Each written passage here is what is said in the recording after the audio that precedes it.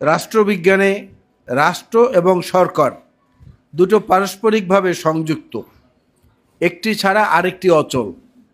কিন্তু রাষ্ট্রটা হচ্ছে চিরন্তন সত্তা, আর সরকারটা হচ্ছে অস্থায়ী একটা সত্তা। এখন যে সরকারটি আছে, এই সরকার কিছুদিন পরে থাকবে না। আগে যে সরকার ছিল, পৃথিবীর সমস্ত কুকাম করে, কুকীর্তি করে তারপরে বিদায় নিয়েছে লজ্জাজনকভাবে। ভবিষ্যতে যে সরকার আসবে, তারা কীরকম আসবে এ নিয়ে আমাদের আশা হিমালয় সমান। কিন্তু সে আশা, নিরাশা কিংবা হতাশা, এই দুটোর দিকে ধাবিত হবে কিনা সেটাও কিন্তু আগাম বলার সময় আসেনি। সুতরাং দেখা যাচ্ছে যে সরকারগুলো অস্থায়ী, রাষ্ট্র একমাত্র স্থায়ী। সুতরাং রাষ্ট্রই পারে বাংলাদেশের নাগরিক অধিকার থেকে স্থায়িত্ব দিতে এবং এটার একটা প্রাতিষ্ঠানিক রূপ দিতে। এখন রাষ্ট্র কিভাবে পারবে?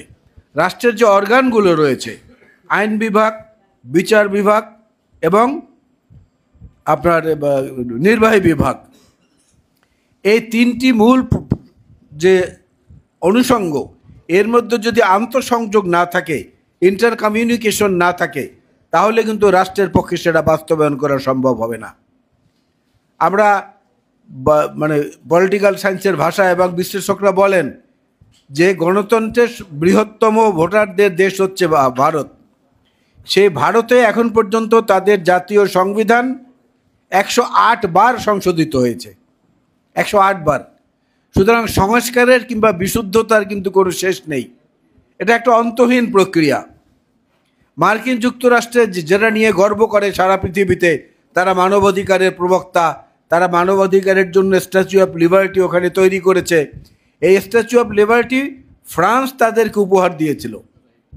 এখন ফ্রান্স আবার সেই স্ট্যাচু অফ লিবার্টি ফেরত চাচ্ছে, বলছে যে আমার ওটা ফেরত দিয়ে দাও, তোমরা এখন আর এই মানবাধিকারের পক্ষে নাই, বরং তোমরা মানবাধিকার লঙ্ঘনের পক্ষে সারা পৃথিবীতে রেকর্ড সৃষ্টি করেছো, সুতরাং আমাদের ওটা ফেরত দাও।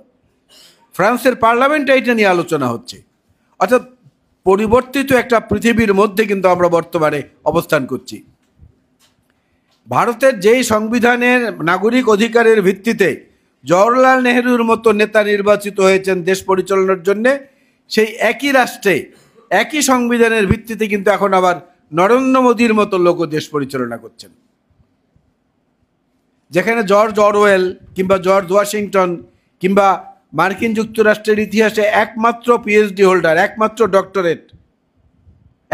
ডক্টরেট যিনি রাষ্ট্রপতি বা প্রেসিডেন্ট, তাদের ওইখানেও আপনি দেখবেন এখন যে জিনিসগুলো হচ্ছে, ট্রাম্পের মতো লোক সেখানে একাধিকবার নির্বাচিত হচ্ছে। এটার বিস্তারিত ব্যাখ্যা আমি আর গেলাম না। সেই পিএইচডি হোল্ডার একমাত্র রাষ্ট্রপতি যিনি, তার নাম ছিল মিস্টার উড্রো উইলসন।